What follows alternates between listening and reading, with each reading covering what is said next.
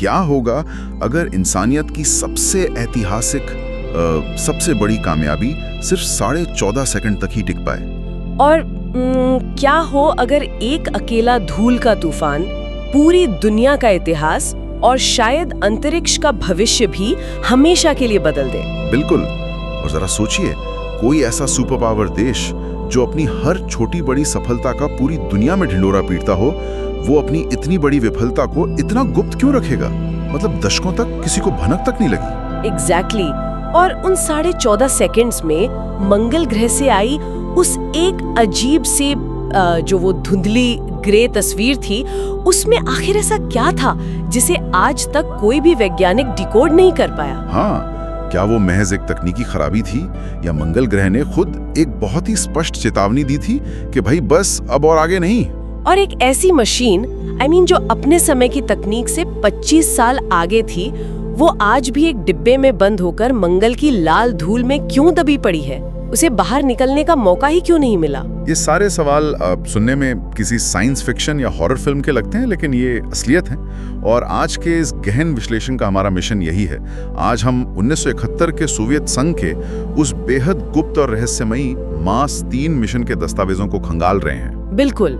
हम नासा और सोवियत संघ के बीच अंतरिक्ष की उस महान दौड़ और मंगल ग्रह की उस खौफनाक खामोशी का विश्लेषण कर रहे हैं, जिसने दुनिया भर के वैज्ञानिकों की रातों की नींद उड़ा दी थी। और हाँ, इस चर्चा में आगे बढ़ने से पहले श्रोताओं के लिए स्पष्ट करना बहुत जरूरी है कि शीत युद्ध यानी कोल्ड वॉर के दौरान अमेरिका की स्पेस एजेंसी नासा और सोवियत संघ के बीच जो भी राजनीतिक होड़ चल रही थी, हम उसका सिर्फ ऐतिहासिक और निष्पक्ष रूप से विश्लेषण कर रहे हैं। हाँ, हम यहाँ किसी भी देश या राजनीतिक विचारधारा का समर्थन नहीं कर रहे हैं। हमारा मकसद सिर्फ उन अचंभित करने वाले वैज्ञानिक तथ्यों को सामने रखना है जो इस पूरी कहानी को बयां करते हैं। एग्जैक्टली। तो चलिए 1960 और 70 के दशक में चलते हैं। ये वो दौर था जब कोल्ड वॉर अपने चरम पर था, राइट। अंतरिक्ष सिर्फ विज्ञान का विषय नहीं रह गया था, ये राजनीतिक ताकत साबित करने का सबसे बड़ा अखाड़ा बन चुका था। हाँ, जैसे 1957 में सोवियत संघ ने स्पुतनिक लॉन्च किया, जो पहला आर्टिफिशियल सैटेलाइट था। और फिर 1961 में यूरी गागारिन अंतरिक्ष में जाने वाले पहले इंसान बने। मतलब ऐसा लग रहा था कि अंतरिक्ष की रेस में सोवियत संघ बहुत आगे निकल चुका है। लेकिन फिर 1969 में नासा के अपोलो 11 ने चांद पर इंसानों को उतारकर पूरी बाजी ही पलट दी। इसके बाद वहां का माहौल कैसा था? माहौल पूरी तरह से हताशा और एक नई जिद का था। मैं कहूंगी कि चांद पर अमेरिका के पहुंचने के बाद सोवियत संघ के लिए एक बहुत बड़ा मनोवैज्ञानिक झटका था। सही सी बात है। हाँ, तो अब उनके सामने सवाल था कि चांद तो हाथ से निकल गया, अब अगला सबसे बड़ा लक्ष्य क्या हो सकता है? जवाब था मंगल ग्रह। वाओ, मतलब सीधा मंगल? बिल्कुल। उन्होंने तय किया कि अगर अमेरिका ने चांद जीता है तो वो मंगल को जीतेंगे। और ये कोई नई योजना नहीं थी। 1960 के दशक की शुरुआत से ही उन्होंने मंगल की तरफ मार्स 1 और जोन 2 जैसे मिशन भेजे थे, जो रास्ते में ही गायब हो गए। रास्ते में ही? हाँ, अंतरिक्ष बहुत बड़ा है, लेकिन अपोलो 11 के बाद मंगल पर पहुंचना उनके लिए एक राष्ट्रीय सम्मान का मुद्दा बन गया था। और फिर आया 1971 का लॉन्च विंडो। अच्छा, चलिए इसे थोड़ा खोलकर समझते हैं। लॉन्च विंडो, मंगल और पृथ्वी की कक्षाएं कुछ ऐसी हैं कि ये दोनों हमेशा एक जैसी दूरी पर नहीं रहते। हर 26 महीने में एक ऐसा समय आता है जब ये दोनों ग्रह एक दूसरे के सबसे करीब आते हैं। एग्जैक्टली, इसे ही लॉन्च विंडो कहते हैं। और अगर आप इस विंडो से चूक गए तो आपको अगले 2 साल से ज्यादा का इंतजार करना पड़ेगा। 1971 की इसी विंडो में इतिहास का सबसे बड़ा दांव खेला गया। एक ही समय में 3 बड़े स्पेसक्राफ्ट मंगल की तरफ निकल पड़े। हाँ, नासा का मैरिनर 9 और सोवियत संघ के मार्स 2 और मार्स 3। मुझे तो ये बिल्कुल ऐसा लगता है जैसे 2 विरोधी कंपनियां एक ही ट्रेन पकड़ने के लिए स्टेशन की तरफ भाग रही हों, लेकिन दोनों की रणनीति और ट्रेन में चढ़ने का तरीका बिल्कुल अलग है। ये बहुत अच्छी एनालॉजी है, और वो रणनीति का अंतर ही इस पूरी कहानी की सबसे बड़ी धुरी है। देखो, नासा का मैरिनर 9 सिर्फ एक ऑर्बिटर था। मतलब उसे उतरना नहीं था? नहीं, उसका काम महज मंगल की कक्षा में पहुंचना, वहां सुरक्षित घूमना और ऊपर से तस्वीरें लेना था। दूसरी तरफ सोवियत संघ बहुत बड़ा जोखिम उठा रहा था। उनके मार्स 2 और मार्स 3 स्पेसक्राफ्ट 2 हिस्सों में बटे थे। एक ऑर्बिटर और एक लैंडर। बिल्कुल, एक ऑर्बिटर और एक लैंडर जिसे सीधे मंगल की जमीन पर उतरना था।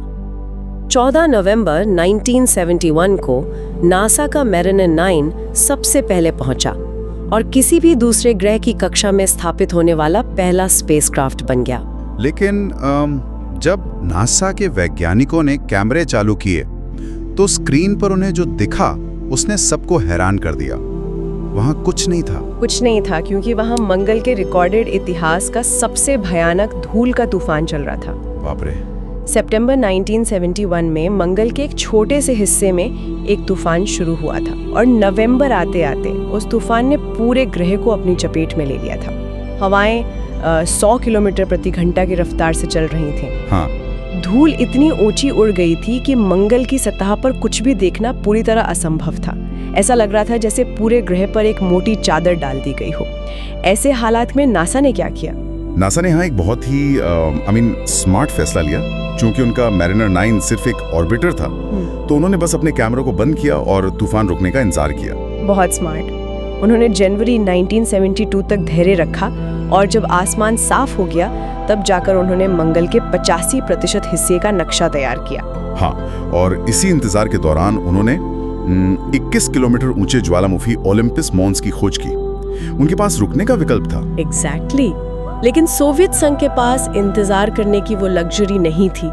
उनके लैंडर्स के प्रोग्रामिंग में इंतजार नाम का कोई शब्द ही नहीं था। अरे तो न वो रुक नहीं सकते थे। नहीं। जो बात यहाँ सबसे ज्यादा हैरान करने वाली है वो ये है कि 1971 के उस दौर में ऑटोनॉमस टेक्नोलॉजी यानी बिना इंसान के रियल टाइम कंट्रोल के अपने आप फैसले लेकर लैंड करने की तकनीक एक बहुत बड़ा इंजीनियरिंग चमत्कार मानी जाती थी। राइट, क्योंकि पृथ्वी से मंगल तक सिग्नल पहुंचने में लगभग 20 मिनट लगते हैं। बिल्कुल। इसका मतलब है कि अगर लैंडर में कोई खराबी आती है तो पृथ्वी पर बैठे वैज्ञानिकों को 20 मिनट बाद पता चलेगा और जब तक वो कमांड वापस भेजेंगे तब तक 40 मिनट बीत चुके होंगे। तब तक तो खेल खत्म। हाँ, इसलिए स्पेसक्राफ्ट को खुद ही सारे फैसले लेने थे।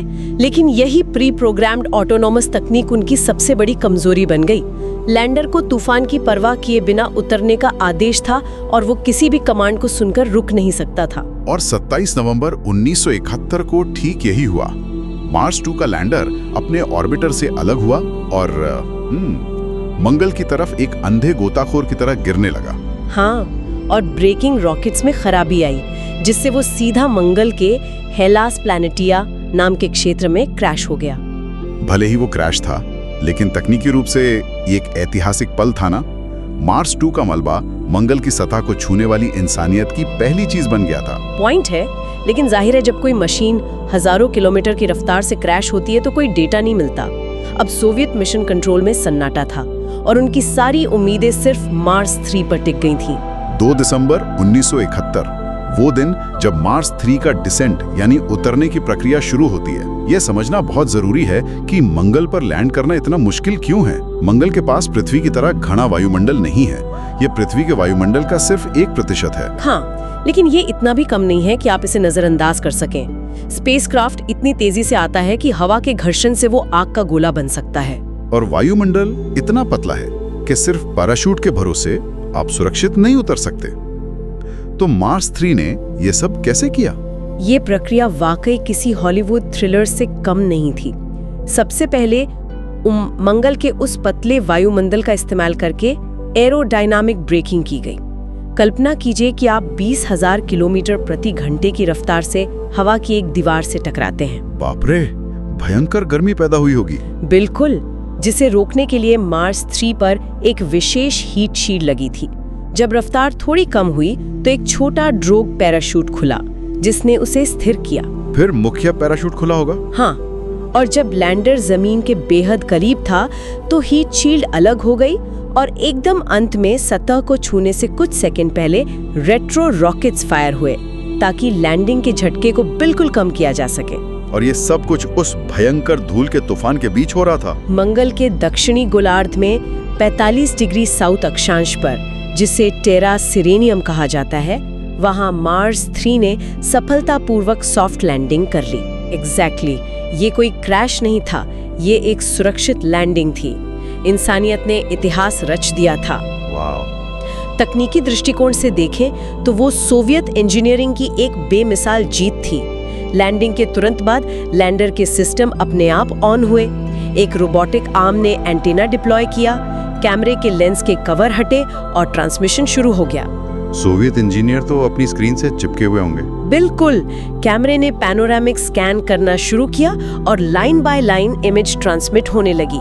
1, 2, 10 कुल 79 लाइंस ट्रांसमिट हुई, लेकिन स्क्रीन पर जो बन रहा था वो कुछ अजीब था। क्या था उसमें? वहाँ कोई पत्थर, कोई पहाड़ या आसमान का नजारा नहीं था, सिर्फ एक समान ग्रे यानी धूसर रंग की तस्वीर थी जिसमें कोई आकृति स्पष्ट नहीं थी।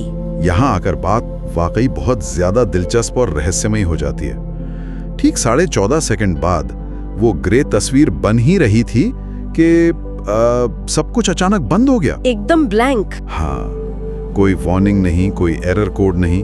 जश्न का माहौल पल भर में एक डरावने सन्नाटे में बदल गया। आज तक उस लैंडर ने दोबारा कभी कोई सिग्नल नहीं भेजा, हमेशा के लिए खामोशी। क्या ये किसी हॉरर फिल्म के सीन कैसा नहीं लगता? इंसानियत की बनाई एक मशीन पहली बार एक अनजान एलियन दुनिया में कदम रखती है, अपनी आंखें खोलती है, एक धुंधली सी अजीब तस्वीर देखती है और फिर अचानक अचेत हो जाती है। क्या वो तस्वीर मंगल की कोई सच्चाई दिखा रही थी या महज एक तकनीकी खराबी थी? मैं बता रही हूँ, ये स्पेस एक्सप्लोरेशन के इतिहास का सबसे निराशाजनक पल था। इतनी नजदीक पहुंचकर सब खो देना।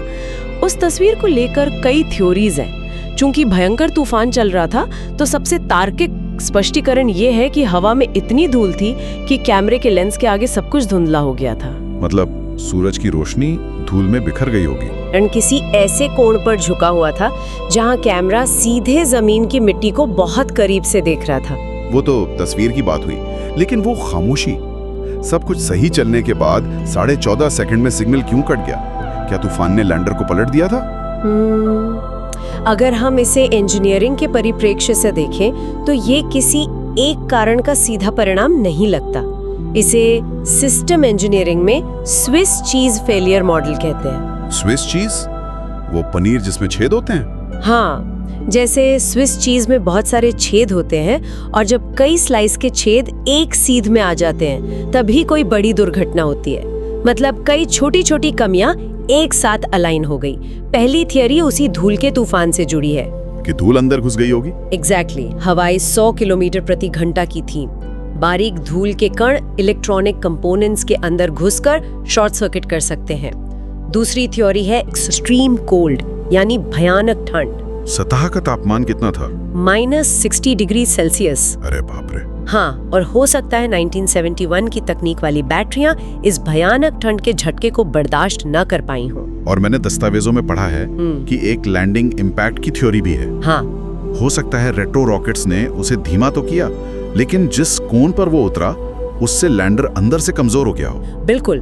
और इसके अलावा एक बहुत ही मजबूत वैज्ञानिक थ्योरी स्टैटिक डिस्चार्ज की भी है। Static discharge? हाँ, इसे समझने के लिए कल्पना कीजिए कि आप सर्दियों में ऊनी मोजे पहनकर कारपेट पर चलते हैं और फिर अचानक दरवाजे के हैंडल को छूते हैं तो एक करंट लगता है, राइट? हो सकता है कि पैराशूट से उतरते समय या सतह पर लैंड करते ही लैंडर पर स्टैटिक बिजली का एक बहुत बड़ा डिस्चार्ज हुआ हो, जिसने सर्किट्स को एक ही पल में जलाकर राख कर दिया हो। जो भी हुआ, उन 14.5 सेकंड्स की पहेली ने दशकों तक सबको परेशान रखा। और हैरानी की बात यह है कि ये खामोशी सिर्फ मार्स 3 तक सीमित नहीं रही। ऐसा लगता है जैसे मंगल ग्रह ने सोवियत मिशनों के खिलाफ कोई जंग ही छेड़ दी हो। सही कह रहे हैं आप। 1973 में उन्होंने मार्स 4, 5, 6 और 7 भेजे। मार्स 4 में खराबी आई और वो सीधे ग्रह के पास से बिना ऑर्बिट में घुसे गुजर गया। मार्स 6 का लैंडर उतरा भी, लेकिन सतह को छूने से ठीक 1 सेकंड पहले उसका सिग्नल भी हमेशा के लिए गायब हो गया, बिल्कुल मार्स 3 की तरह। हाँ, कुल मिला के सोवियत संघ ने 15 से ज्यादा मंगल मिशन भेजे, जिनमें फोबोस और 1996 का मार्स 96 भी शामिल है, और ज्यादातर बुरी तरह फेल हुए। स्पेस कम्युनिटी में इसे मजाक और डर के मिले जुले भाव से द मार्स कर्स, यानी मंगल का श्राप कहा जाने लगा। द मार्स कर्स। हाँ। और ये शब्द सिर्फ एक मिथक नहीं है, बल्कि ये दर्शाता है कि मंगल ग्रह पर उतरना कितना अप्रत्याशित काम है। लेकिन इन सब विफलताओं के बीच मार्स 3 मिशन का सबसे अफसोसजनक पहलू लैंडर का खराब होना नहीं था। वो कुछ और ही था। हाँ, मैं जानता हूँ। स्रोतों में इसका बहुत अच्छे से जिक्र है, और वो था प्रॉप एम, यानी प्रॉप एम रोवर। मार्स 3 के उस विशाल लैंडर के अंदर एक बहुत ही छोटा 4.5 किलो का रोबोट बैठा था। बिल्कुल, ये दुनिया का पहला मार्स रोवर बन सकता था। नासा के मशहूर सोजॉर्नर रोवर से पूरे 26 साल पहले। इसका डिजाइन इतना अनोखा था कि ये पहियों पर नहीं चलता था। पहियों का इस्तेमाल न करना एक बहुत ही सोची समझी रणनीति थी। 1971 में वैज्ञानिकों को नहीं पता था कि मंगल की सतह कैसी है। क्या वहाँ दलदल जैसी बारीक धूल है जिसमें पहिए धंस जाएंगे? पॉइंट है। इसलिए सोवियत इंजीनियरों ने इसे स्की जैसे पैरों पर चलने के लिए डिजाइन किया था। ये एक 15 मीटर लंबी केबल से लैंडर से जुड़ा था। ये थोड़ा आगे खिसकता, रुकता और मिट्टी की कठोरता नापता। जरा सोचिए, 1971 की तकनीक, कोई आधुनिक माइक्रोचिप नहीं। वाह, ये बिल्कुल वैसा है कि आप दुनिया की सबसे बेहतरीन, सबसे महंगी मशीन लेकर हजारों किलोमीटर दूर गए, लेकिन उसे डिब्बे से बाहर निकालने का मौका ही नहीं मिला। बहुत दुखद है ये। तो इस सब का आखिर मतलब क्या है? इसका सीधा सा मतलब है कि विज्ञान और इंसानियत का मंगल के बारे में ज्ञान 26 साल पीछे रह गया। अगर वो केबल खुल जाती, वो रोवर बाहर आ जाता, तो हमें 1971 में ही वो डेटा मिल जाता जो दशकों बाद मिला। सिर्फ 14.5 सेकंड की देरी ने स्पेस एक्सप्लोरेशन की टाइमलाइन को बदल कर रख दिया। एग्जैक्टली। और दशकों तक किसी को नहीं पता था कि वो ऐतिहासिक लैंडर मंगल पर कहाँ है। मंगल की सतह पर एक छोटे से लैंडर को खोजना भूसे के ढेर में सुई खोजने से भी ज्यादा मुश्किल काम था। लेकिन आखिरकार वो मिला ना। हाँ, 40 साल बाद 2013 में नासा के मार्स रिकॉनेसेंस ऑर्बिटर पर लगे हाई राइज कैमरा ने मंगल के उसी इलाके की हाई रेजोल्यूशन तस्वीरें ली। और इसके बाद जो हुआ वो तो इंटरनेट के युग का कमाल था।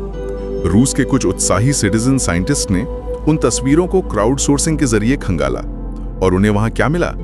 उन्हें मंगल की सतह पर मार्स 3 का पैराशूट, हीट शील्ड और खुद वो लैंडर दिखाई दिया। बिल्कुल, 50 साल से ज्यादा का समय बीत चुका है, लेकिन मार्स 3 आज भी मंगल के उसी जमीन पर शांत और जमा हुआ पड़ा है। अमेजिंग। और इसे सिर्फ एक विफलता मानकर खारिज कर देना गलत होगा।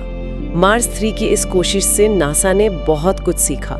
1976 में जब नासा के वाइकिंग मिशन गए, तो उन्होंने धूल के तूफानों की पहले से मॉनिटरिंग की। उन्होंने इंतजार करना सीखा। हाँ, वाइकिंग के बाद स्पिरिट, अपॉर्चुनिटी, क्यूरियोसिटी और फिर 2021 में परसिवियरेंस और चीन के जुरुंग रोवर ने मंगल की जमीन को छाना।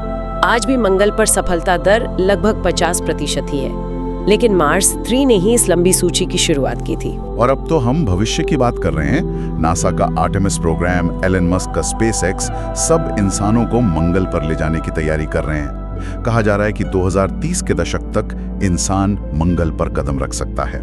और ये परिदृश्य एक बहुत ही डरावना सवाल खड़ा करता है। हम अभी तक सिर्फ मशीनों की बात कर रहे थे। जरा सोचिए, 1971 में मार्स 3 की भारी भरकम और मजबूत बैटरियां, उसके सर्किट्स सिर्फ 14.5 सेकंड में दम तोड़ गए। राइट। और आज हम इस बेहद नाजुक इंसानी शरीर को वहां महीनों तक जिंदा रखने की बात कर रहे हैं। मंगल के वायुमंडल में 95% कार्बन डाइऑक्साइड है। औसत तापमान -7 डिग्री है। और वहाँ रेडिएशन से बचाने के लिए कोई मैग्नेटिक फील्ड भी नहीं है। एग्जैक्टली। जब एक रोबोट को उतारना इतना भारी पड़ा, तो इंसानों से भरे एक स्पेसक्राफ्ट को सुरक्षित उतारना कितनी जानलेवा चुनौती होगी। ये चुनौतियां वाकई रोंगटे खड़े कर देने वाली हैं। इंसान को वहां भेजने से पहले हर एक नट बोल्ट को टेस्ट करना होगा, क्योंकि वहां कोई सेकंड चांस नहीं मिलता। लेकिन शायद इंसानियत की फितरत ही यही है कि जो चीज जितनी असंभव लगती है, हम उसी की तरफ सबसे ज्यादा आकर्षित होते हैं। बिल्कुल सही बात है। तो इस गहन विश्लेषण के अंत में श्रोताओं के लिए मैं एक बात कहना चाहूंगा, जरा इस बारे में सोचिए। 1971 का वो लैंडर और उसके अंदर बंद वो छोटा सा प्रॉप एम रोवर जो कभी अपने डिब्बे से बाहर नहीं आ पाया। पृथ्वी पर हमारी मशीनें, हमारी बेहतरीन तकनीकें नमी और हवा के कारण कुछ ही सालों में जंग खाकर मिट्टी में मिल जाती हैं। राइट। हाँ, नष्ट हो जाती हैं। हमारा इतिहास पृथ्वी पर धीरे धीरे मिटता रहता है। लेकिन मंगल ग्रह की कहानी बिल्कुल अलग है। वहाँ कोई नमी नहीं है, वहाँ ऑक्सीजन नहीं है जो लोहे को जंग लगा सके। ये विचार किसी को भी गहरे चिंतन में डाल सकता है कि मार्स 3 और उसका वो नन्हा रोवर मंगल की सतह पर बिल्कुल उसी हालत में फ्रीज हो चुके होंगे जैसे वो 1971 में पृथ्वी से निकले थे। एक तरह से देखा जाए तो मंगल ग्रह अनजाने में इंसानियत के इतिहास और शीत युद्ध की बेहतरीन इंजीनियरिंग का सबसे सुरक्षित एक जमा हुआ म्यूजियम बन गया है। वाओ, एक टाइम कैप्सूल की तरह। हाँ, जब दशकों बाद भविष्य के एस्ट्रोनॉट्स मंगल की उस लाल मिट्टी पर कदम रखेंगे तो क्या उन्हें पृथ्वी का पुराना इतिहास खुद पृथ्वी से ज्यादा सुरक्षित हालत में मंगल के इस जमे हुए टाइम कैप्सूल में नहीं मिलेगा? क्या इंसानियत की वो सबसे बड़ी कामयाबी जो महज 14.5 सेकंड टिकी, वो मंगल की खामोशी में हमेशा के लिए अमर नहीं होगी? बहुत ही गहरा सवाल है ये। इसी रोमांचक और गहरे सवाल के साथ हमारी आज की यह चर्चा यहीं समाप्त होती है।